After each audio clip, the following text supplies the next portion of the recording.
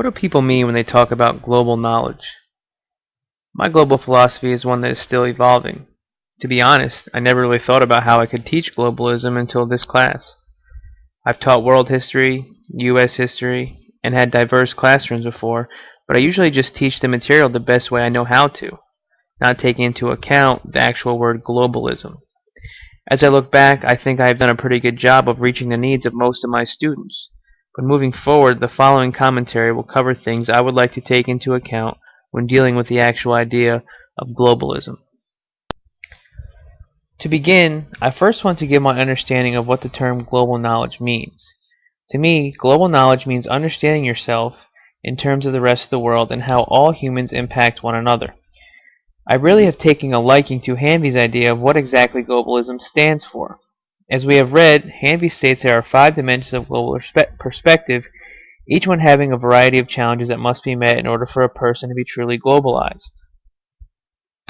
His first part, perspective consciousness, is to me one of the most important things I can teach my students.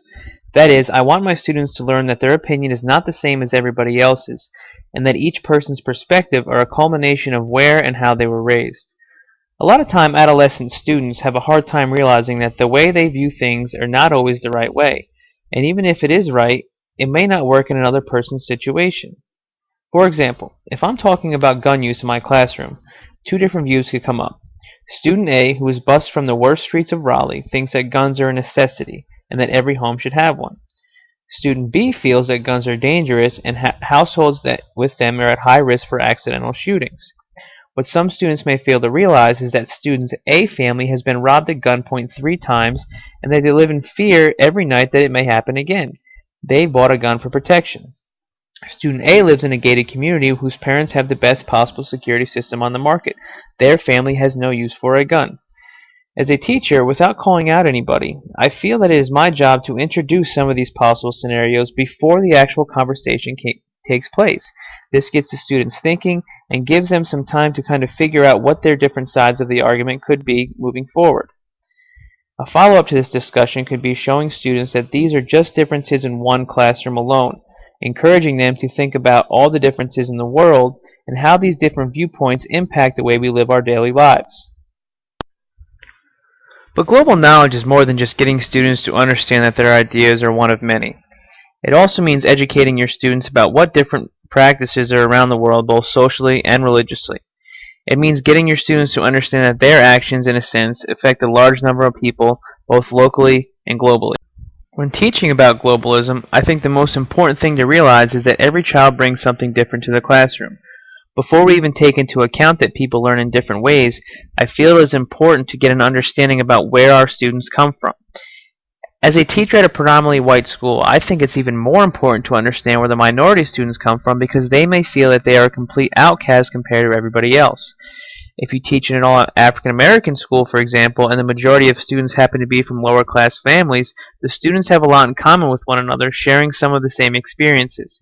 So if you teach in a mid to upper class majority white school, then the minorities stand out a lot more, making their daily experiences tough.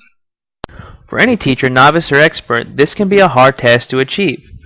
One of the things that Hanvey says is we should become transpectionists, meaning that we can put ourselves into the heads of our students.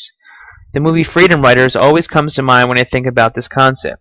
In the movie, Erin Gruelle, played by Hilary Duff, gives her students the option to write about their lives in a journal she provides to them.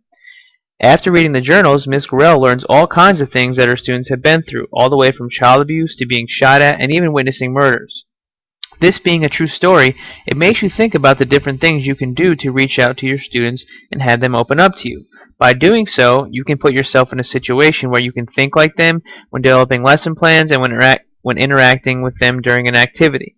Myself being a psychology teacher, I have a lot of debates and discussions about touchy subjects. It's really important for me to understand how people are thinking and feeling so I can do my best to dictate the discussion in a way where nobody feels discriminated against. The second thing I need to take into account is what the students already know and what impact the knowledge will have on their learning. For example, some students in high school do a good job with keeping up with current events, while others do not. If I know that a particular student knows about trouble going on in, say, Syria, I could use that to my advantage and try to include that student in a particular discussion. What happens a lot, though, I think, is that teachers assume that a student from, say, Vietnam knows everything there is to know about that area just because they were born there. I challenge that same teacher to ask themselves the following question. Does a student born in North Carolina know the crime rate of Raleigh? You have to be careful of not assuming you know a student just by looking at them. This is a great thing for me because I teach all psychology courses. At the beginning of each semester, I give the students a Likert scale questionnaire and tell them that we are going to do a little psychological experiment. The questions range from views on religion, ethnic background, current events both nationally and globally, their fondness of school, and many more. This gives me a way to try to understand what my students' beliefs are, and hopefully a way to understand them as people a little bit better. If teachers are having a hard time with getting to know their students or reaching out to them, it's important that they use the resources available. This includes administration, guidance counselors, school psychologists, or even their parents. If a student is struggling in the classroom and there is suspicion that there are things happening outside the school, then a teacher should ask for help. The most important thing to remember is that education is for students, and we as teachers have to do everything we can within our powers to make that experience as pleasurable as possible. Global knowledge can take on many meanings. To me as an educator, it means teaching my students that their background is unique in itself, along with everybody else who lives in our world. I will try to teach globalization with taking concepts from America and inside our own classrooms and expanding them outside to get them thinking about what goes on in the rest of the world. The goal of moving forward to a better future is understanding how we relate to one another and understanding the different ideas and values that are out there.